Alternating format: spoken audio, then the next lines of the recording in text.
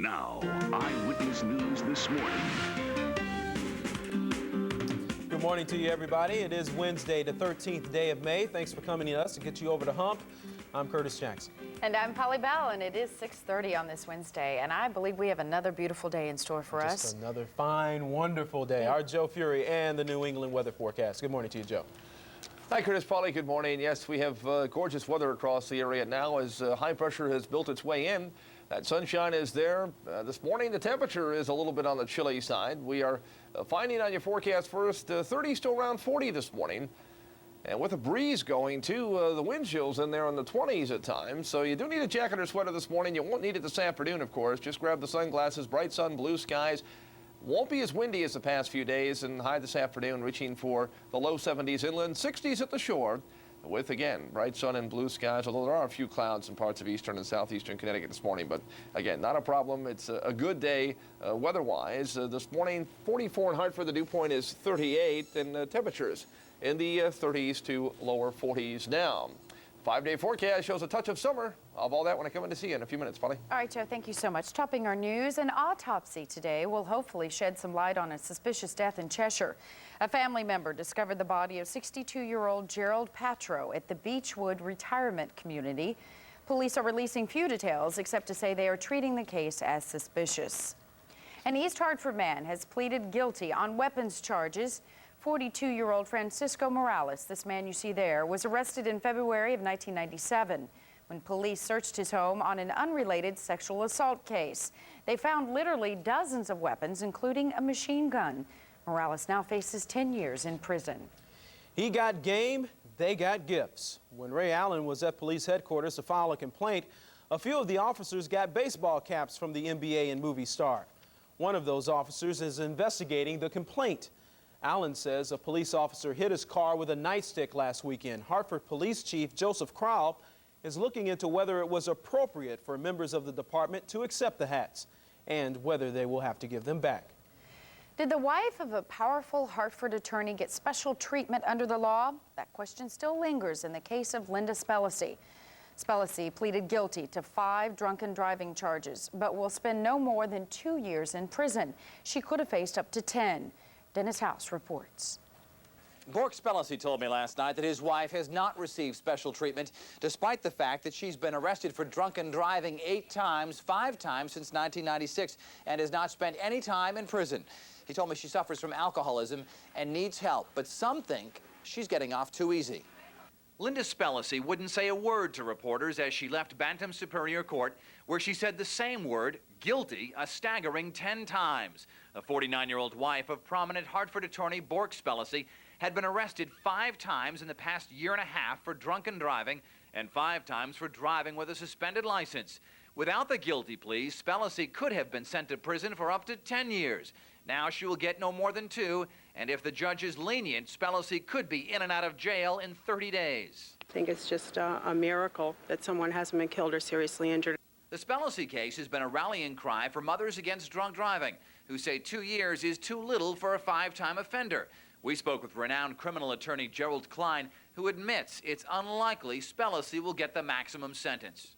A 2-year sentence is usually something that's reserved for vehicular homicide, and multiple DWIs, I suppose she could get 90 days, 120 days, 3 or 4 months in jail. Spellacy's attorney says he will ask for a lighter sentence. I resent the treatment that she's received in the press as some type of DWI, Lizzie Borden, who's running around posing this immense threat to society. At the very least, Spellacy would have to serve the mandatory month at the women's prison in Niantic, a sentence that many expect would be widely criticized. That would be, in the view of most observers of the criminal justice system, a light sentence for someone that has 5 DWIs and driving under suspensions. Mad says Spellacy has received special treatment. It did take a long time for her to get to court, and prosecutors could not explain the delay. And Matt also says Spellacy was allowed to leave through a back door of the courtroom, which they say is an unusual move. I'm Dennis House, Channel 3 Eyewitness News this morning. It's 35 minutes after the hour. SNET workers want no part of the new Ma Bell. And at a shareholders meeting in Stamford later today, their bosses are going to hear about it. The union will get a chance to question their higher-ups about SNET's planned merger with SBC. SBC, by the way, is also taking over Ameritech. SNET employees are upset over talk about layoffs. They also don't like the fact that the company's top 9 managers are getting severance packages that could top $14 million. It's not a merger, but Phoenix Home Life Insurance is making a big announcement today. The company will unveil plans for a $1 billion project for Hartford. It includes a domed football stadium, convention center, and riverfront shops. But officials say they have not lined up private investors needed to make that project a reality. Time now is 6:36. If you're feeling lucky this Wednesday, then it's time to play Powerball. The jackpot tonight is a cool $85 million, the second biggest winnings offered in Connecticut. Powerball tickets can be purchased in 20 states and in Washington, D.C. But some lottery vendors are having trouble with their new machines. The equipment is being tested around the state. It's supposed to help those who play buy and redeem their tickets faster. But at one store yesterday in West Hartford, the system was down all day. By the way, no one won the $12 million jackpot. It goes up to an estimated $12.5 million on Friday. The stars were shining bright in downtown Hartford last night as some of the world's top skaters took to the ice. They're traveling around the country performing in the Champions on Ice show. Dee Griffin gives us a closer look. Lights, cameras, skating. It's the largest gathering of Olympic, world, and international champions together on ice. And this year, Channel 3's own bright star, Denise DeCenzo, was amongst it all as MC. Who was your favorite tonight? Tara Lipinski. Why? Because she's a great skater and she did a lot of neat tricks. Although one or two may stand out in the crowd of favorites, these are the best in the business, like Olympic gold medalist Tara Lipinski, Olympic medalist Michelle Kwan, and Nancy Kerrigan.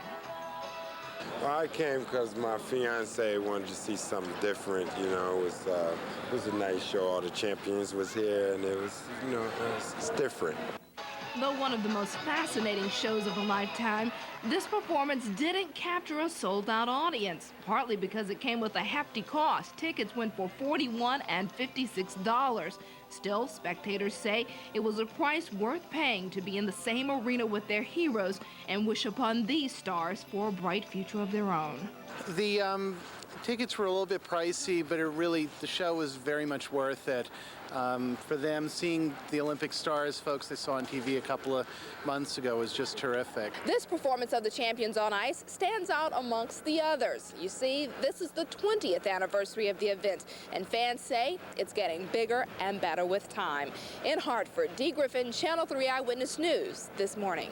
You know that ice is going to thaw for another great show. That's right. Our Nancy Aborn joins us now from New Haven to tell us all about it. Good morning, Nancy. Yes, I didn't get hit too hard on the head with a rubber chicken by David and Todd. We have folks clowning around here this morning. And what would a circus be without exotic animals? We have them for you, too, this morning. Say good morning to David Kaiser. He's with Public Relations for the circus. Good morning. Good morning. This is Bernie.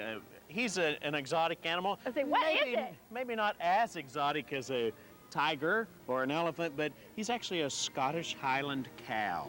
And he's one of the animals that if you come down an hour before the show starts, you get a chance to see him and maybe offer him a carrot and take a picture with him, and along with our other exotic animals. Wow, well, tickets are available tonight for the New Haven Coliseum for the performance of the 128th edition of The Greatest Show on Earth. And joining me also here this morning, we have Vika Volchek, and you're the animal trainer?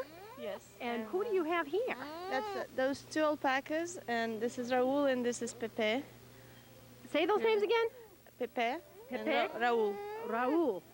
I've never seen an alpaca before. Are they happy? They're moaning a little bit. They're excited about it. You're feeding them. Oh, breakfast of champions. At the carrots there. There you go. You want to feed them? Sure, I'd love to try to feed them. There you go, guys. You know, love that. Alpacas, they only have teeth on the bottom there, so you see them munching there, but they don't have much of a bite. Well, that's good. And Pepe there will give you a little kiss. If you want a kiss from... I'll pass. Pippi. Oh, you guys can kiss. Go ahead. You do little kisses there. Quick pick. Kisses too. Back to you guys. Hey, Nancy. I'll take a kiss. They look like the guys in the newsroom when we get free food. They sure do. Thank you, Nancy. And by the way, the circus is coming to the Civic Center this weekend. That's right. Circus is in town. Mm-hmm. It's not just this show. 40 minutes after the hour. Next, the president makes good on his promise to punish India for nuclear testing. Also ahead in this half hour, the warm weather we're finally having is making some people with allergies uncomfortable. Find out how to protect yourself from problem pollen. And new at 6:47, some pickup trucks may not be as rugged as they appear. Results of a new crash test just ahead. Channel 3 Eyewitness News. This is Connecticut's news station.